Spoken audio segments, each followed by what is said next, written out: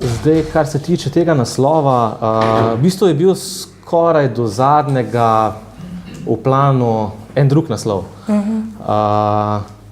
To sva potem z Borutom Gombačem se malo sedla potem tik pred izdajo knjige in se spomnim, takrat je rekel Borut: Aleš, daj premisli glede tega naslova, ne?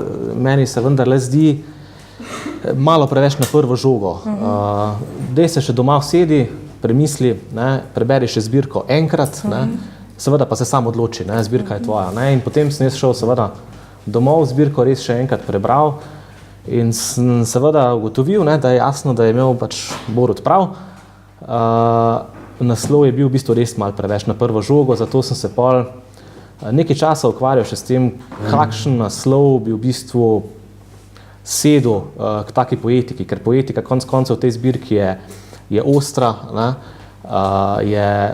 Je hoja po meji. Jaz sem rekel, ker dejansko skuša ubesediti neobesedljivo, ne? To tudi, ta vers je tudi recimo na zadnji platnici.